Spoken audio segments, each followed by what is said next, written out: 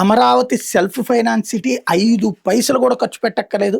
దాన్ని అదే సంపాదించుకుంటుందని గత 5 ఏళ్ళు చంద్రబాబు గారు చెప్పుకొస్తే, ఇప్పుడు 47,687 కోట్లు ఇప్పటికే అప్పయింది. ఇంకా అప్పులు చేస్తున్నారన్నది సాక్షి హైలైట్ చేసుకొచ్చింది.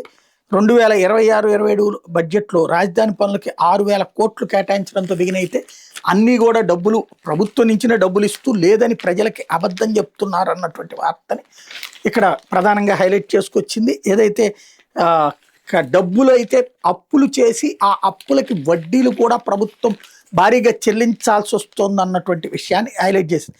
రాజధాని అమరావతి మీద సీఎం చంద్రబాబు చెప్తున్న మాటలన్నీ అబద్ధాలే అనేందుకు ఇది మరో తార్కాణం. 2026, 27 బడ్జెట్లో రాజధాని నిర్మాణ పనులకి 6,000 కోట్లు కేటాయించిన టీడీపీ కూటమి ప్రభుత్వం అందులో రెండో త్రైమాసికానికి 1,200 కోట్లను విడుదల చేస్తూ సోమవారం ఉత్తర్వులు జారీ చేసింది. రాజధాని నిర్మాణ పనులకి బడ్జెట్ నుంచి ఒక్క పైసా కేటాయించడం లేదని సీఎం చంద్రబాబు పదే పదే చెప్తున్నారు. రాజధాని కోసం చేస్తున్న అప్పులని అమరావతిలో ప్రభుత్వానికి మిగిలే భూమి అమ్మి తీర్చుతామని, పైసా భారం కూడా ప్రజలపై పడదని అమరావతి సెల్ఫ్ ఫైనాన్స్ ప్రాజెక్ట్ అని ఆయన తరచూ చెప్తుంటారు.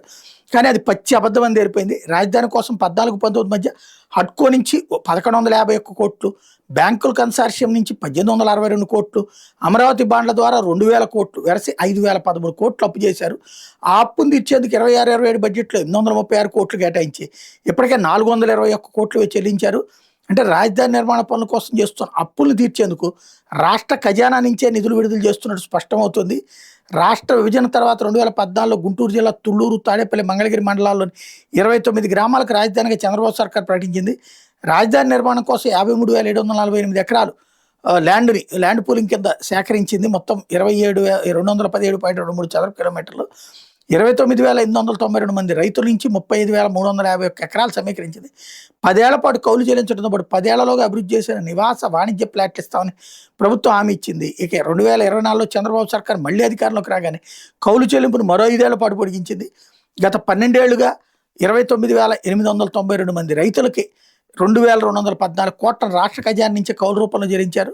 2015లో రాజధాని రైతులకు రుణమాఫీ రూపంలో 85 కోట్లు, 17,525 మంది వ్యవసాయ కూలీలకు జూలై వరకు 778 కోట్లను పెన్షన్ రూపంలో చెల్లించింది.